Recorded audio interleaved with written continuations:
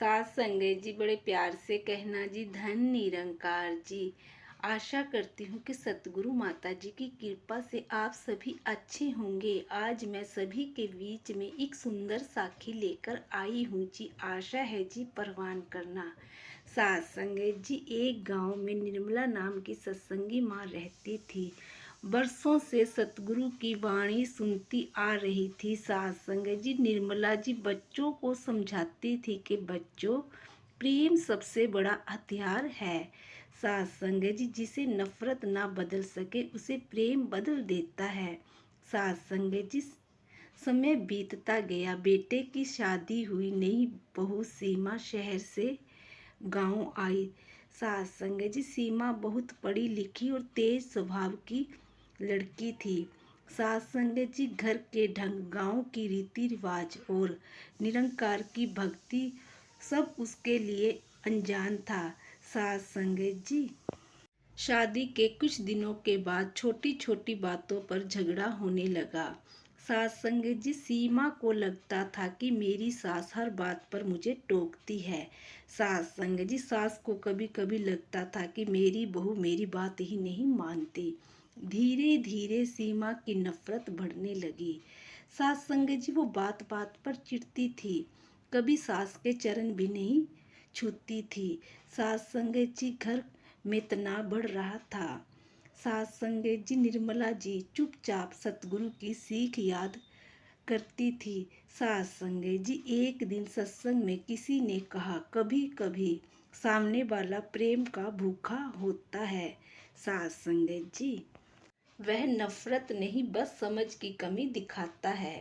सास संगत जी, निर्मला जी को लगा जैसे वह शब्द उन्हीं के लिए है। सास संगत जी, निर्मला जी को समझ आया कि मुझे प्रेम का पहला कदम बढ़ाना चाहिए। सास संगत जी, अगली सुबह सीमा देर से उठी। किचन में आते ही उसे लगा कि मेरी सास मुझे ताना देगी, पर सास संगत जी, आज कुछ और हुआ। निर्मला जी मुस्कुराकर बोली, सीमा बेटी, तुम थक गई हो, पहले नाश्ता करो, फिर हम दोनों मिलकर काम कर लेंगे।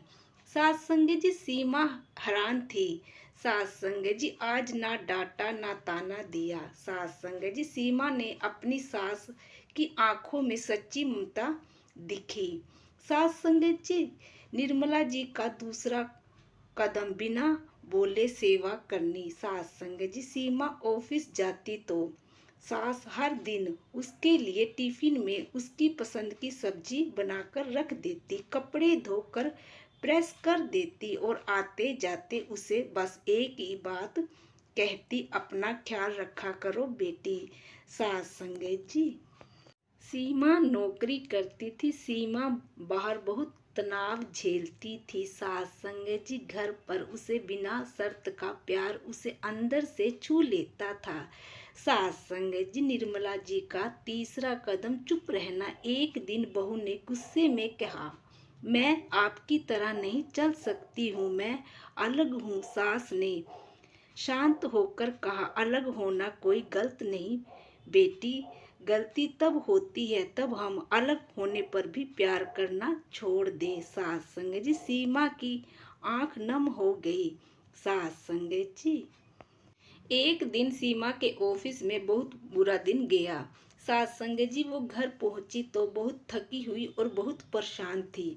सास संगत जी, सीमा की सास ने उसे देखा तो देखते ही बोली, बेटा तुम बहुत थक गई हो, बैठ जाओ, मैं तुम्हारे लिए चाय बनाकर लेकर आती हूँ। सास संगत जी, सीमा की आंखों से आंसू निकल पड़े। वह बोली, माँ, मैंने आपको कितना गलत समझा, आपने मेरी नफरत का जवाब भी प्यार से दिया। सास संगत जी, सास ने उसे गले लगाते हुए कहा, बेटी, मुझे तेरी नफरत कभी दिखी ही नहीं, मुझे तो हमेशा तेरी थकान, तेरी उलझन दिखी। सास संगत जी, सतगुरु की सीख का चमत्कार। उस दिन से सीमा पूरी तरह से बदल गई। सास संगत जी, सास बहू का रिश्ता प्रेम, सम्मान और समझ से भर गया।